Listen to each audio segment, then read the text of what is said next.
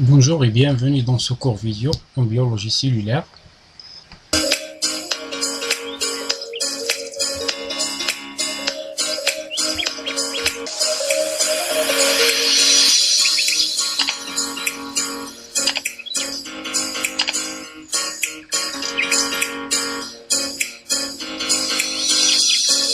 Bienvenue dans ce cours vidéo en biologie cellulaire adressé aux étudiants de la filière SVTU et SVI. Donc on va voir dans cette deuxième partie l'étude des organismes cellulaires. Donc je vais commencer premièrement par le réticulum endoplasmique. Donc je vais traiter cette présentation sous forme de plan suivant: structure, la composition chimique, rôle, fraction microsomiale et les syndromes qui ont en relation avec le dysfonctionnement de cet organisme. En ce qui concerne la structure, donc en biologie cellulaire, le réticulum endoplasmique est un organite présent dans la cellule eucaryote lié à la membrane nucléaire. Elle correspond à un ensemble de vésicules et de tubules organisés en réseau, et donc ce réseau tubulaire qui agit comme un système de transport formé par des membranes reliées avec le noyau ou bien reliées avec la membrane nucléaire. Donc on distingue deux types de réticulum endoplasmique: le réticulum endoplasmique granulaire, dit aussi le réticulum endoplasmique rugueux, et le réticulum endoplasmique lisse. Ce dernier il est caractérisé par l'absence du ribosome à leur surface membranaire. Il s'agit du site de synthèse des phospholipides. Il joue aussi un rôle dans la détoxification des cellules et le stockage des ions de calcium. Et donc le second type, c'est le réticulum endoplasmique rugueux. Il est en connexion directe avec le noyau. Il est caractérisé par la présence des ribosomes à leur surface externe. Le réticulum endoplasmique rugueux, il est caractérisé par une surface interne qui est nue et lisse et dépourvue des ribosomes. Donc, en ce qui concerne le réticulum endoplasmique rugueux, il s'agit d'un ensemble de sacs aplatis communiquant entre eux. Donc, la face interne de la membrane réticulaire est toujours lisse et la face externe, c'est le côté cytosolique, est tapissé du ribosome. Elle participe au mécanisme de la protéosynthèse et la glycosylation des protéines. Concernant le réticulum endoplasmique lisse, il s'agit d'un réseau de petits vésicules et de petits tubules. Elle est caractérisée par l'absence totale du ribosome à leur surface membranaire. Elles permettent la synthèse des lipides et des hormones stéroïdiens. Ils jouent un rôle essentiel au niveau de la cellule. Le réticulum endoplasmique lisse, elle permet la neutralisation des toxines à l'intérieur de la cellule.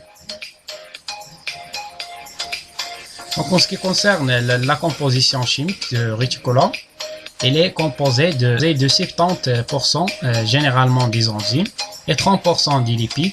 Il est caractérisé par une asymétrie très marquée de la membrane réticulaire. Sur la face cytosolique, on a le cytochrome B5, le cytochrome P450, réductase et la TPase CA2+ dépendante. Et sur la phase luminale, on a le glucose 6-phosphate, le bêta-glucuronidase et le glycosyltransférase. Donc maintenant, je vais détailler les rôles physiologiques du réticulum et je commence par le réticulum endoplasmique rugueux.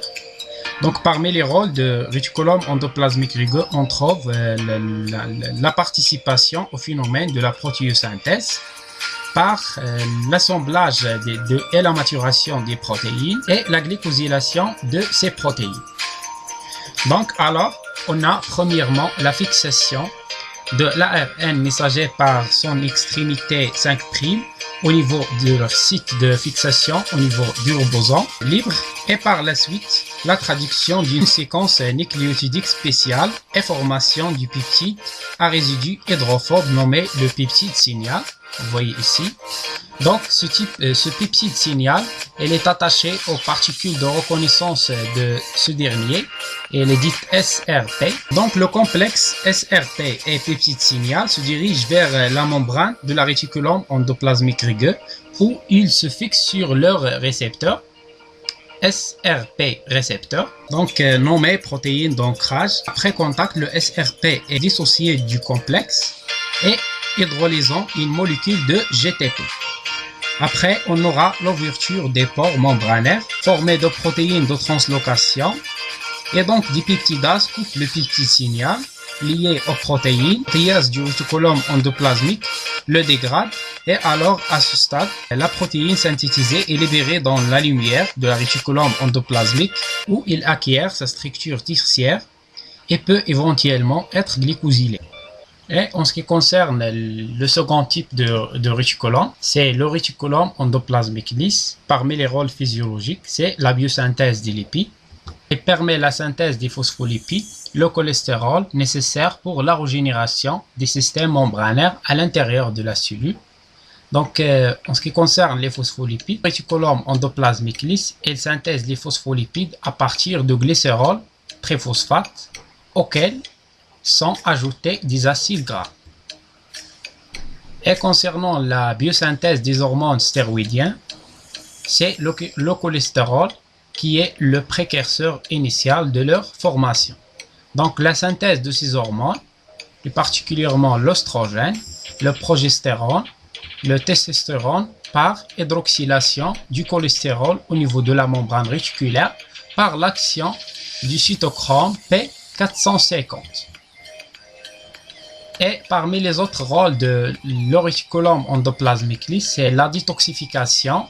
Et on a premièrement la transformation du produit toxique exogène, les liposolubles, par exemple les insecticides, les herbicides, les conservateurs et les additifs alimentaires, et des résidus médicamenteux et des drogues en molécules non toxiques, fortement hydrosolubles et facilement transporté par le sang et éliminé par les reins, bien par le foie, bien par les poumons, ou bien par les intestins et parfois par la peau. Donc ce phénomène se déroule surtout dans le foie où il se fait par des réactions d'oxydation et de conjugaison.